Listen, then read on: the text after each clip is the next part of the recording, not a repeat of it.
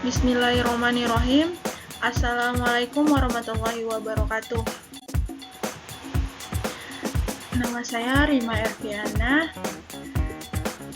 Nomor mahasiswa saya 411820200009.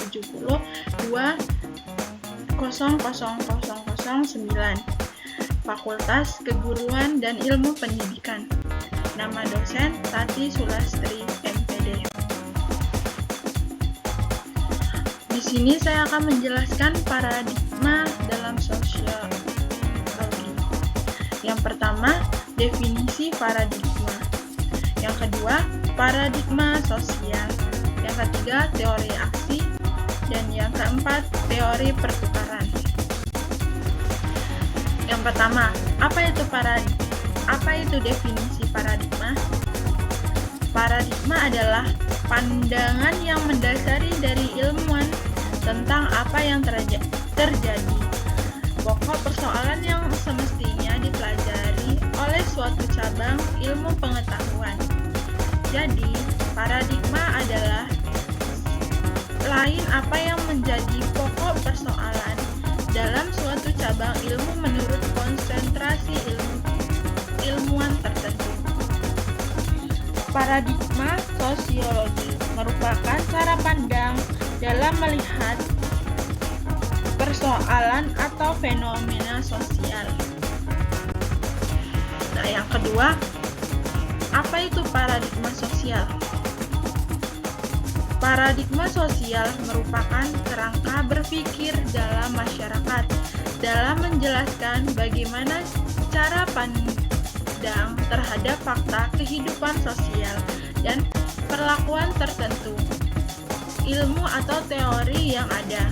Paradigma ini juga menjelaskan bagaimana meneliti dan memahami suatu masalah, serta kriteria pengujian sebagai landasan untuk menjawab masalah. Contoh paradigma sosial dalam kehidupan sehari-hari. Yang pertama, budaya. Budaya adalah hal-hal yang berkaitan dengan akal budi serta yang dilakukan oleh masyarakat secara berulang. Yang kedua, pendidikan formal lebih diakui ketimbang pendidikan non-formal. Jadi di sini pendidikan formal contohnya itu seperti ijazah sekolah atau ijazah perguruan tinggi. Nah, yang dimaksud dengan pendidikan non-formal itu seperti ijazah pondok, pesantren. Yang ketiga, terjadinya interaksi sosial antara masyarakat. Hubungan sosial yang terjadi secara dinamis antara seseorang individu dengan individu, individu dengan kelompok maupun kelompok dengan kelompok. Apa itu teori aksi?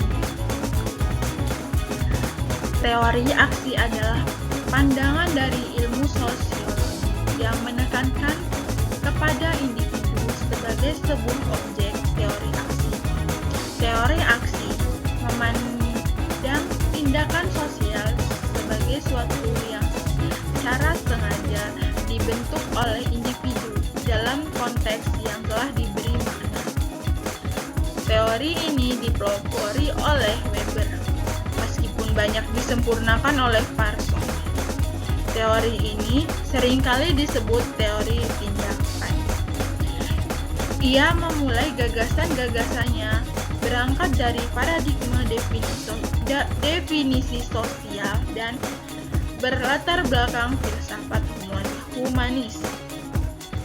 Dalam teori tindakan, ada 3 macam tipe tindakan manusia. Yang pertama, tindakan tradisional.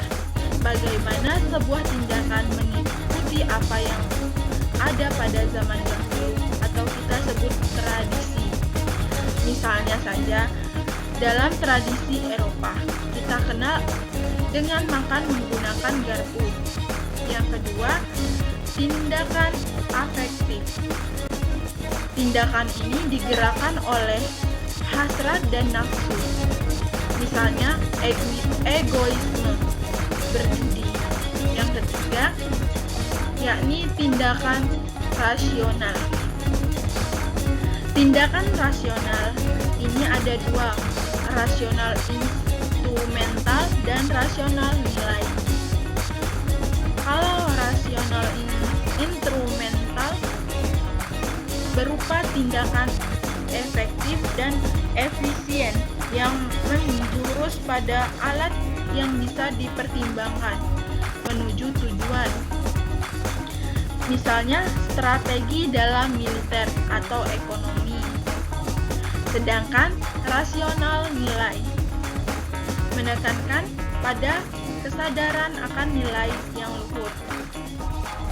Misalnya seorang yang termotivasi ingin berprofesi sebagai guru karena bersahaja dan mulia. Nah, yang terakhir, apa itu teori pertukaran?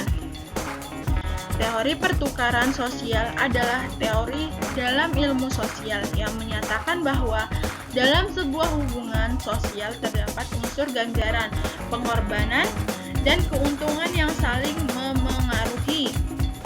Teori pertukaran adalah teori yang berkaitan dengan tindakan sosial yang saling memberi atau menukar objek-objek yang mengandung nilai antara individu berdasarkan tatanan sosial tertentu. Objek yang ditukarkan tidak berbentuk benda nyata, namun hal-hal yang tidak nyata. Pertukaran sosial merupakan sebuah teori ilmu sosial berdasarkan gagasan bahwa hubungan dua orang diciptakan melalui proses analisis antara biaya manfaat dari garis besar hubungan yang dilihat berdasarkan untung dan rugi. Ya, cukup sekian penjelasan saya tentang paradigma sosiologi. Saya ucapkan terima kasih. Saya akhiri. Wassalamualaikum warahmatullahi wabarakatuh.